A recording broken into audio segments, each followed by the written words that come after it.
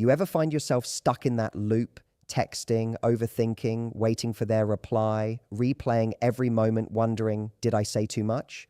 Or maybe if I just show them I care, they'll see my worth. But here's the truth. When you're anxious, you start chasing. And when you start chasing, they stop valuing. It's one of the most painful and unfair dynamics we can fall into. But today, we're going to break it. When we're anxious, it's easy to believe that the only way to feel better is to do something. Text them, call them, show up more, prove we care. That anxiety inside us says, you have to fix this. You can't lose them. You need to act now. And that mindset fuels a behavior that feels natural in the moment. Chasing. We begin to confuse movement with progress. We think the act of reaching out, checking in, and staying connected is the way to build closeness. But what we're actually doing isn't creating connection. It's pursuing reassurance. There's a massive difference between the two, and understanding that is crucial. Reassurance is about calming your own discomfort. Connection is about meeting someone on equal ground and building something meaningful together. The problem is, anxiety doesn't care about balance. It just wants relief. So instead of standing in our value, we start bending, over-explaining, justifying our emotions, and seeking constant signs that they still want us. The more anxious we become, the more urgency we feel. We send that extra message even though they haven't responded. We keep conversations going long after they've gone cold. We cling to crumbs of affection and turn them into proof that we still matter to them. We think we're doing this for love, but what we're really doing is trying to silence the fear inside us, the fear that we're not enough unless someone else is choosing us.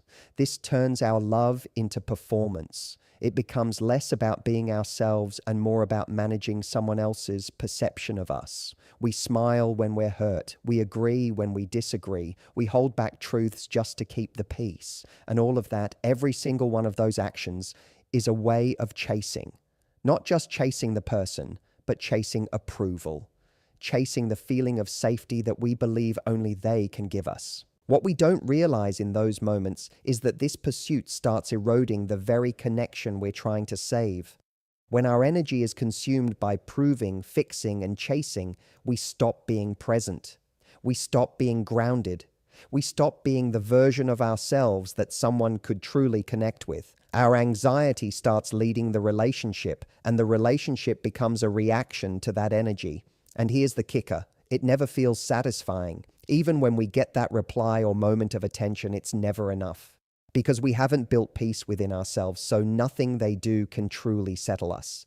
This is the trap. We become addicted to small moments of relief that never really solve the root of the anxiety. We become more focused on controlling outcomes than showing up as our authentic selves. And over time, the relationship doesn't become stronger, it becomes more fragile. What's really dangerous about this dynamic is that it teaches us the wrong lessons about love. It tells us that we have to work endlessly for someone's attention. It tells us that love requires effort, but only from us. It tells us that if someone is distant, it's our job to close the gap. And that's a heavy burden to carry, because when we chase out of anxiety, we send a message that their behavior is okay, that will tolerate the emotional imbalance, that will show up even when they don't. That message teaches them how to treat us, and they learn that we'll be there no matter what, without them having to match our effort or meet us halfway. This kind of chasing doesn't build intimacy, it builds imbalance.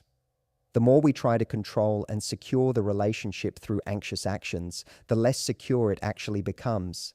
And deep down, we know it. We feel it in our bodies, in the tension, the stress, the overthinking, the way we keep second-guessing ourselves. We're not chasing because we feel strong. We're chasing because we're afraid. Chasing someone may feel like an act of love, but what it often does is bury our value in the process. The more we chase, the more we shrink. The more we prove, the more we forget who we are. It's not always obvious in the beginning. We start with good intentions. We care, we're invested, we want to make something work. So we go the extra mile, send the thoughtful texts, initiate conversations, plan dates, check in when they're distant. On the surface, it seems like we're just being intentional, but somewhere along the way, something shifts. That giving starts to feel one-sided. The more we give, the less we receive. And instead of stepping back, we convince ourselves we just need to give more. This is where chasing begins to cost us, not just emotionally, but in how we're seen. When someone doesn't have to do the work to keep your attention, they stop seeing it as valuable. It's human nature to value what requires effort. When something is just handed to us with no challenge, no energy invested, we assume it will always be there. The same applies to relationships. When you're the one constantly initiating, constantly reaching out, constantly holding the connection together, it creates an unspoken dynamic where the other person doesn't feel the need to rise to meet you. You're already there, doing all the emotional heavy lifting, so they relax, they get comfortable, and they start responding with less urgency, less intention, less care. They stop showing up in the way they did at the beginning because they don't have to. You've made it easy for them. They haven't had to earn your presence. And as much as we wish love were enough on its own, people value what they have to work for. Your presence becomes background noise. Your kindness becomes expected. Your consistency becomes overlooked. Not because you're not amazing, not because you don't bring incredible things to the table, but because the other person hasn't had to recognize any of it. You've been too busy proving your worth to allow them the space to see it on their own. You keep showing up, hoping they'll wake up and appreciate you. But when we chase, we don't give people the opportunity to truly miss us. We don't allow them to experience what it's like when we're not the one always reaching out, always keeping things going. And without that contrast, they can't feel the difference between your presence and your absence. They don't understand what they'd be losing because they've never had to consider a world where you weren't right there, available, ready to love them through anything. This is what chasing does. It creates emotional imbalance. It puts you in the position of being the pursuer and them in the position of the chooser. You're waiting for them to decide, waiting for them to invest, waiting for them to validate what you already know deep down, that you are enough. But when you're the one constantly seeking, they don't have to decide anything. They don't have to reflect. They don't have to act. And worst of all, they don't have to respect. Because respect comes when someone realizes they could lose you, when they see your boundaries, when they feel the consequences of not showing up. But chasing erases those consequences. It removes any sense of urgency for them to change or engage. They don't see the need to appreciate what's right in front of them because it feels like it will always be there. You could be giving them the most loyal, kind, patient version of yourself, and they still won't value it because it's being served on a platter they didn't have to earn. When you pull back from someone you've been chasing, something powerful happens. There's a shift, not just in how they experience you, but in what the relationship forces them to confront. When we are always available, always present, always filling the space with messages, effort, and attention, the other person doesn't have to feel the weight of our absence. They don't have to stop and think about what life would be like without you because they've never been without you. But the moment you step back, when you stop initiating, when you stop trying to keep the connection alive by force, the silence becomes loud. That stillness you create, by no longer overreaching, becomes a mirror. It shows them the reality they've been avoiding. It gives them the opportunity to realize what they had, what they've been neglecting, and what it actually means if you're no longer standing right there waiting.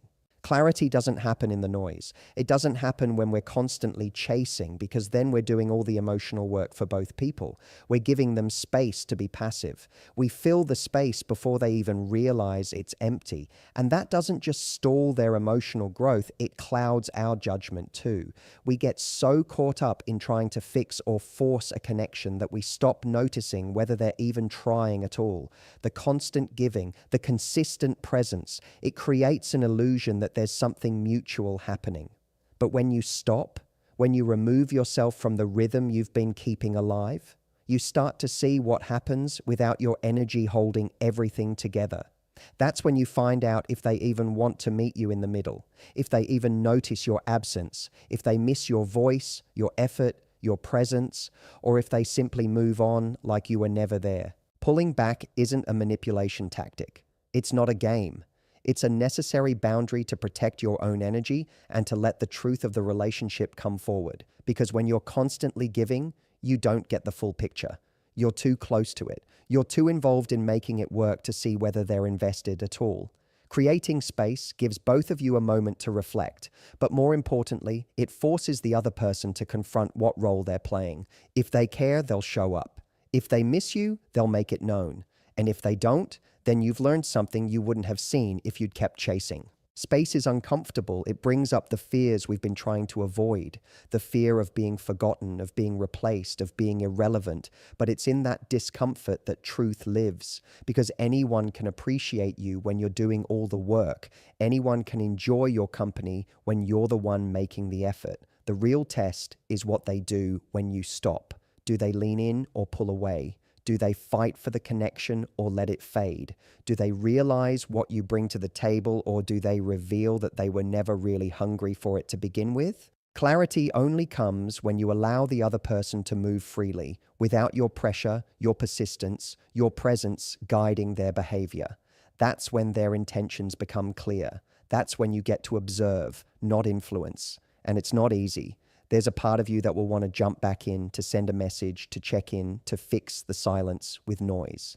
But if you can hold that space, if you can resist the urge to chase, you give yourself the gift of truth. You stop guessing, you stop wondering, you see the reality of what they're willing to give when you're no longer handing them everything first. When you're dealing with someone who has avoidant tendencies, the moment you start chasing them, you unknowingly confirm their fear that closeness means pressure. Avoidants often pull away, not because they don't care, but because intimacy feels overwhelming. They fear losing their independence, their emotional space, their sense of control. So when they sense you moving closer, instead of responding with connection, they pull further back. It's not always conscious, but it becomes a pattern. You reach out, they withdraw, you open up, they shut down, you give more, they give less. And over time, this dynamic trains both of you into roles. You become the chaser, they become the distancer. And in that space, they never have to look at themselves. They never have to question why they shut down, why they can't open up, why they keep sabotaging the potential of something good. Because you're always there, making the effort, giving them comfort, carrying the emotional weight of the relationship. As long as you keep chasing, they get to avoid. They don't have to change. They don't have to reflect. They don't have to develop the emotional maturity that's required to truly connect. You're making it easy for them. Your pursuit becomes a shield that protects them from their own growth. Every time you reach out first, you remove the need for them to take initiative. Every time you smooth things over, you save them from discomfort. Every time you explain yourself, you relieve them of the responsibility of understanding. They don't have to do the hard work of emotional availability, because you're doing all the work for two people. And while it may feel like love on your side, what it actually creates is emotional stagnation. Nothing moves forward. You're stuck in a cycle of hope, effort, and disappointment, and they're stuck in avoidance with no accountability. Avoidants don't learn through your words. They learn through experience. They learn through contrast. And that contrast only comes when you stop chasing, when you stop making excuses for their behavior, when you stop showing up when they don't. That's when they finally have to face the discomfort they've been running from. Not because you're punishing them, but because you're no longer cushioning their avoidance. You're no longer making it easy for them to remain emotionally unavailable without consequence. When they don't hear from you, they have to decide whether they care enough to reach out. When you're no longer checking in, they have to sit with their own discomfort instead of numbing it with distance. That silence you leave behind becomes a mirror, and mirrors make people confront what they've been avoiding in themselves. This isn't about making them feel bad. It's about giving them the chance to feel it all. Because as long as you're the one filling the gap, they never have to feel the loss. They never have to feel the fear of not having you. They never have to confront the possibility that their behavior could cost them something real. And it's only when they feel that space, when they sit in the emptiness of your absence, that they might begin to question the pattern they've been repeating. It's in that space that they realize love doesn't always wait. That connection doesn't survive on one person's effort. That if they want something meaningful, they have to show up for it. They have to engage. They have to risk vulnerability. But that realization won't come if you keep chasing. If you keep stepping in every time they step out. If you keep offering them comfort in exchange for crumbs of attention, you have to step back, not to teach them a lesson, but to allow them the opportunity to learn one.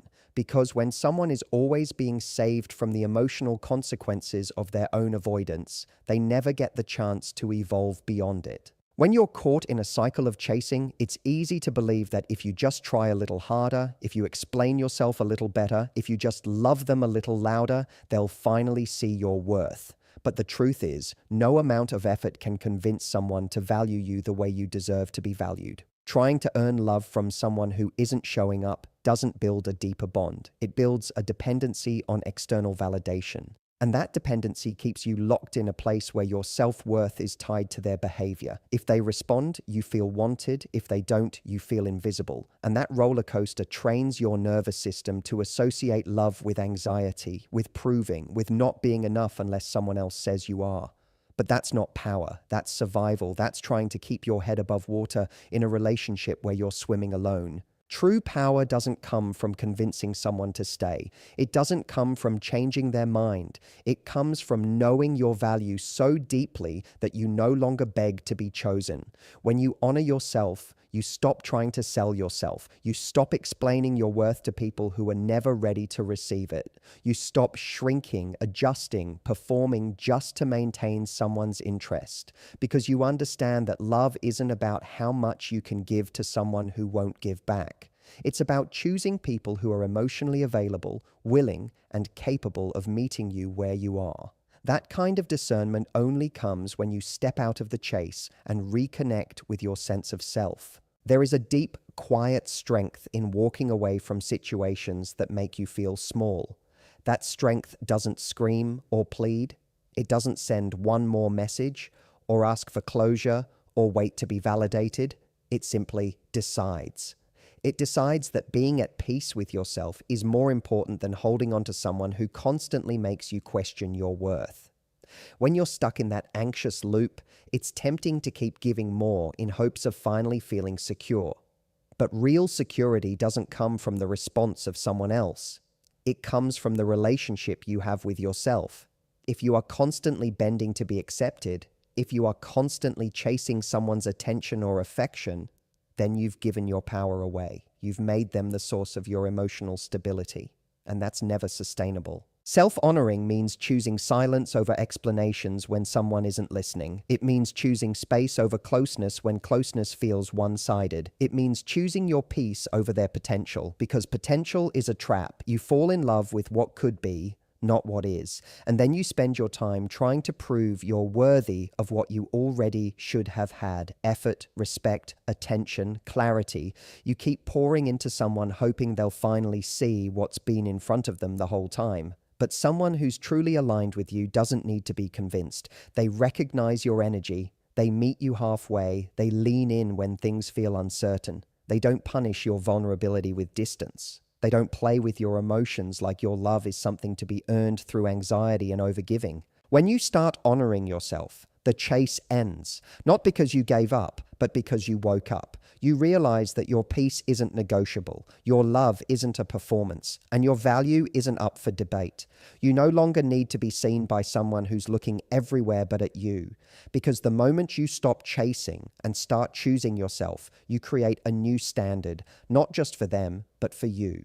You no longer allow people to treat you like an option. You stop entertaining inconsistency. You stop tolerating confusion. You understand that love is not meant to be earned through exhaustion. It's meant to be reciprocated through presence, effort, and alignment.